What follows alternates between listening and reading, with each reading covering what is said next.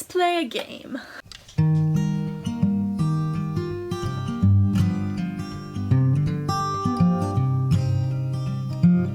Hello everybody and welcome back to my channel. Today we're going to play a little game, or rather we're going to start somewhat of a long, fun, drawn out game.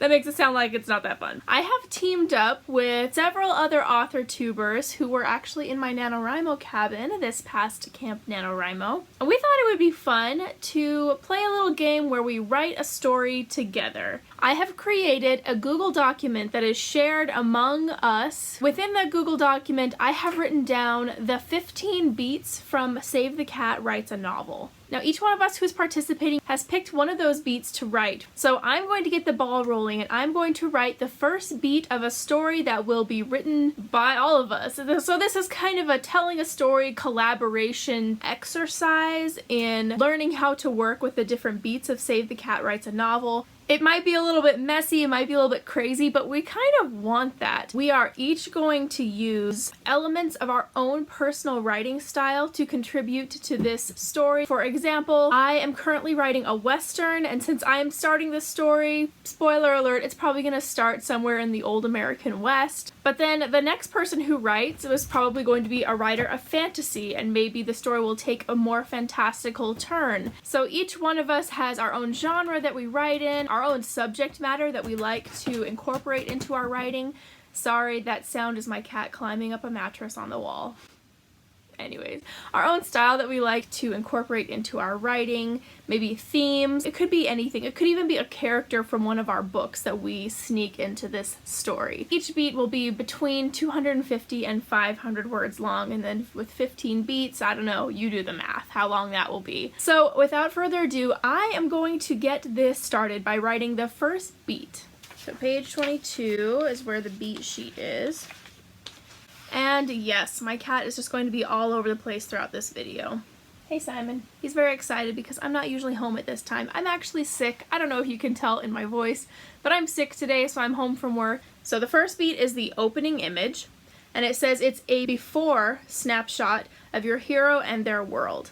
Basically, I just need to create our hero who we will be following for the next several weeks through this story, and a little snapshot of the world that they're coming from. And so, as I've already said, it's probably going to be a Western, but I'm not entirely sure what I'm going to do yet. So let's dive in and just start writing and see what comes out. I was going to write at my desk, but being sick as I am, I'm just so tired that I decided to come out and write at my couch instead. I was reading through the Save the Cat Writes a Novel, just kind of going over what the opening image should include. It should only be one scene, and it should be more of an action scene showing what the hero's world is like, one or two of the hero's weaknesses, and what they want.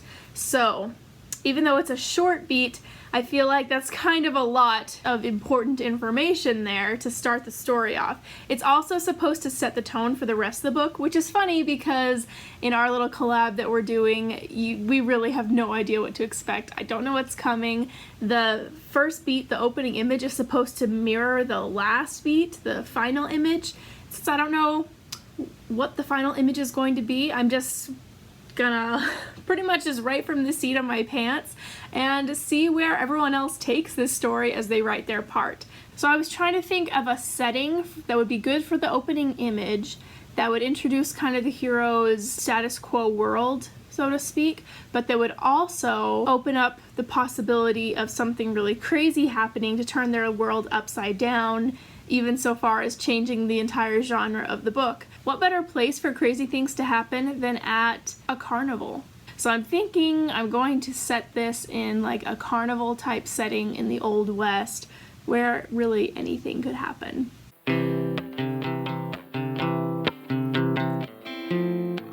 in shines for you, didn't you know?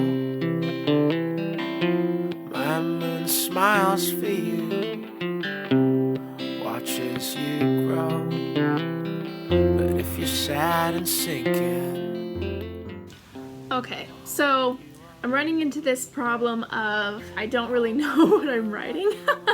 Like I definitely haven't given this nearly enough thought before just diving in to write it. So I've got my main character, and I can see him pretty clearly in my head, and I've got kind of a vague idea of what's going wrong in his life and what he wants, but it's pretty darn vague. So I'm probably going to give this a little bit more thought, and maybe brainstorm a couple of ideas before I keep going. Yeah, that's what we're gonna do. We're gonna do some brainstorming. So if you're feeling empty, I'll fill you up. There's no telling what's for now and what's forever. But if you need me. Okay, so this is getting like more and more lazy of a video as time goes on because I am sick and I'm not feeling that great. But I just want to say I've written about 200 words now, and I'm thinking, great, I only have 250 to 500 words to set up the beginning of this story and to introduce this character. There's really not a whole lot of information I can pack into 250 words, so it's kind of probably be more like 500 words, and that makes me think that for other beats that are longer beats, people are going to need more words. So maybe I'll make that a little bit more flexible and people can just, make it as short as they can, but still like have enough time to write as much as they need to. I don't know.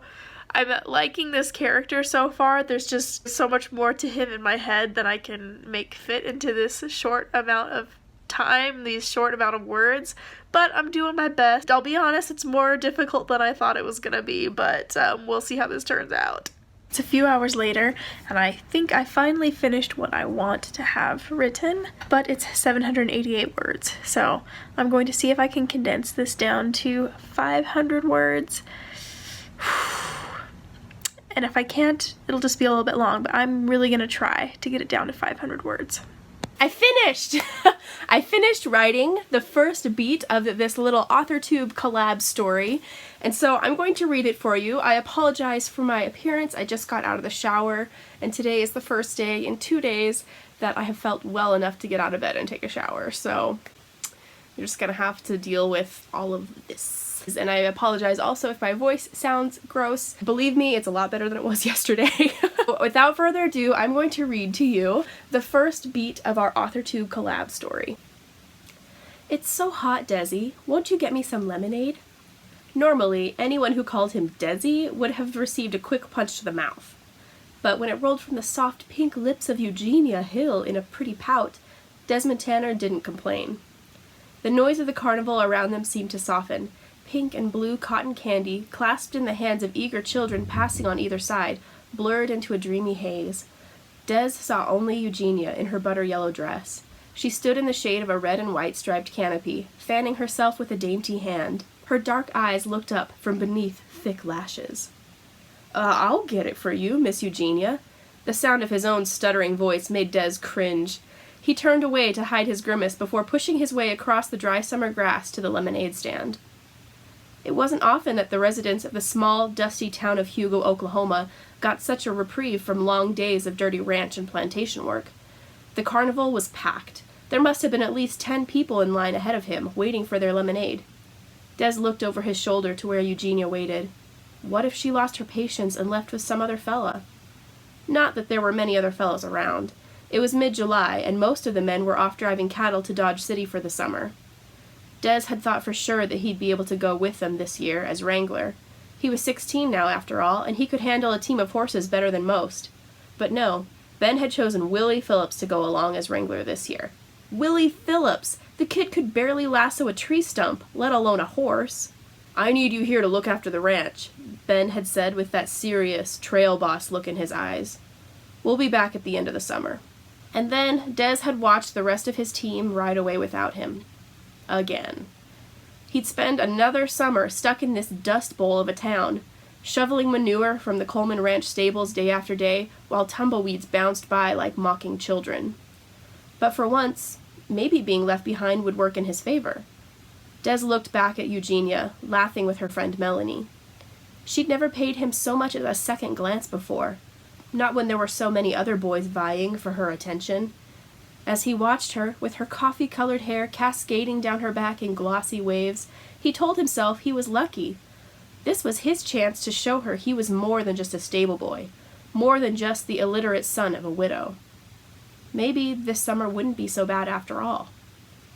The line in front of him shortened. Soon, Des found himself face to face with Ida Crowley. She was ladling lemonade from a big punch bowl into what looked like a paper cone, like the ones used to serve roasted nuts or candies. "Two, please," Des told her. He dug into his pocket for some pennies. "What's that?" he asked, nudging his chin at the cone. "Paper cups," said Ida. "Pa's latest creation. You can throw the cup away when you're done, and look, they're flat on bottom, so you can set them down and they don't spill." Ida was the smartest girl in school, back when Des used to go. Her pa was an inventor, and he was always using his freckle-faced daughter to peddle his creations. Des hadn't been to school since he started working on the ranch 2 years ago. He wanted to ask how the paper didn't get soaked through by the lemonade, but he didn't want to sound stupid. One look at the pleased dimple in Ida's cheek and the intelligence shining in her blue eyes made him swallow the question. "Much obliged," he said with a nod, taking the cups. Eugenia flashed a dazzling smile as Des returned to her. "Finally," she sighed, taking both cups from him and handing one to Melanie. She eyed her own warily. "Another one of Mr. Crowley's inventions?" Des nodded, mouth dry, as he watched Melanie guzzle the lemonade he'd intended for himself. She wrinkled her nose after she'd finished. "It's dipped in wax." Eugenia swallowed the last of her lemonade. She grimaced. "Wax," she agreed with a giggle. The two girls crushed their paper cups and let them fall to the dry grass, before linking arms and running away. "Thanks for the lemonade, Desi," Eugenia called over her shoulder as they disappeared into the crowd. So that's it! That is the first beat of our shared AuthorTube collab story. Hopefully I have included enough pieces there for the other writers to work with. I have in my mind the exact year that this takes place. I researched a little bit of the history of the town and things like that, but I tried not to include too much of that in this because I want the other writers to be able to use their interpretation of what I've written and just go off of that. Maybe the next person who reads this will be envisioning a totally different time period than what I had in my head. So I'm really interested to see what another writer will do with this. Normally I think when I write something, I feel this sense of ownership over it and like I don't want someone else to mess it up, or I know where this should go and I don't want someone else to take it and do the wrong thing with it. But I don't feel that at all with this. I feel like even though I know what I would do next, I'm just more curious to see what someone else would do with it, and I kind of hope that their interpretation of the time period and things like that maybe end up being different than what I had in my head. I don't know, I'm just really curious and super excited. So the next writer in this challenge is going to be Rebecca Rodriguez. She will be writing the second beat of this AuthorTube collaboration story. If you are not following her already, why not, first of all? She's literally one of my favorite people ever. She's like this magical fairy tale unicorn princess ninja author-tuber. She's just awesome, and I feel like you should be following her anyways, but if you want to follow this story collab, you just have to follow her because she's going to be posting the next part of this story. I have her channel linked down below and then also up in the cards, so go ahead and give her channel a visit, subscribe to her, and then ring the little bell next to her subscribe button so that you will be notified when she posts the second part of this collab, which will probably be, I don't know, a week from now or however long it takes her. I will be creating a playlist of everybody's video who participates in this AuthorTube story collab. I will be linking that down below, and then I will also at some point create a document with the entire story on it that I can also link down below in case you want to be able to read it for yourself and not just hear it being read to you. Furthermore, if you have an AuthorTube channel and you are interested in participating in this collaboration, please let me know in a comment down below because we still do have a few beats that nobody has picked yet. If you're interested in participating, we would love to have you. Thank you guys so much for watching. I hope that your August is going well, and I will talk to you guys later. Bye. Rain, would you come and take a walk with me? We'll cross over the mountains and we'll reach the pale blue sea. I love you, I'm so glad you love me too. And I wrote this song for you. Every word I say is true.